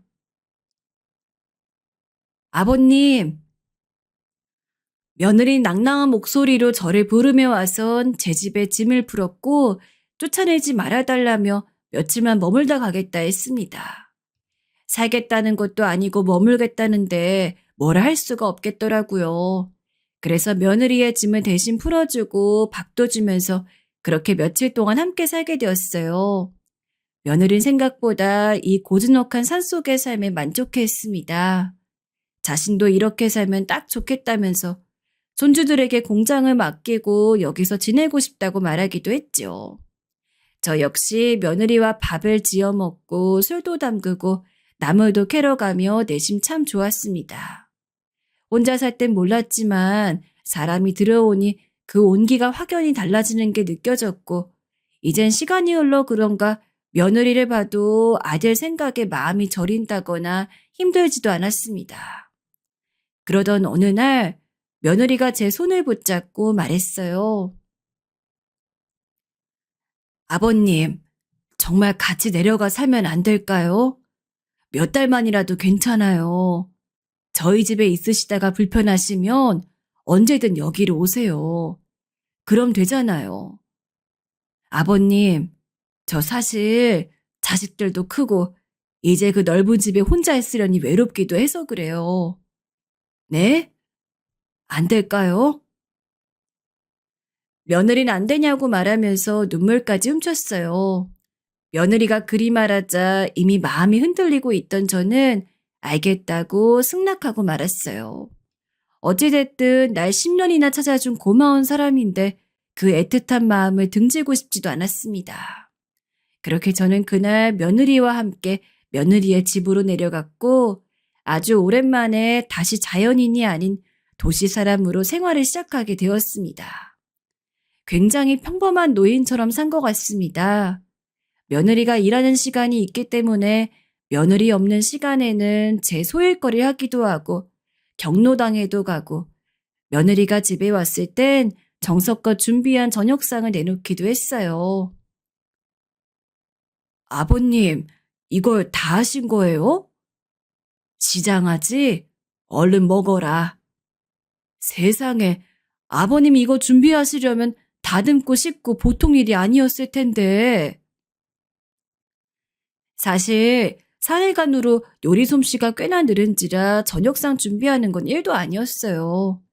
물론 나이가 있어 몸은 고되긴 했지만 일하느라 고생한 며느리 위해 한 끼 정도는 든든하게 해주고 싶었죠. 그래서 저녁에 며느리 오기 전 간단하게 상 준비하는 게 저의 큰 낙이 되었습니다. 사실 이 도시 생활은 한두 달 정도 하고 올라올 거라고 생각했습니다. 며느리의 부탁 들어주는 셈치고 그 정도 하고 다시 집으로 돌아오려 했으나 사람 부대끼며 사는 그 온기는 뿌리칠 수가 없더군요. 그래서 저는 지금 아직도 며느리와 함께 살고 있습니다. 가끔은 아들 얘기, 아내 얘기를 나누기도 하는데 얘기를 나눌 상대가 있으니 마음이 좀 편안하기도 해요. 늘 홀로 그리워하고 눈물 짓고 애틋해했는데 같이 울어주는 사람이 있으니 마음이 덜 아프기도 합니다.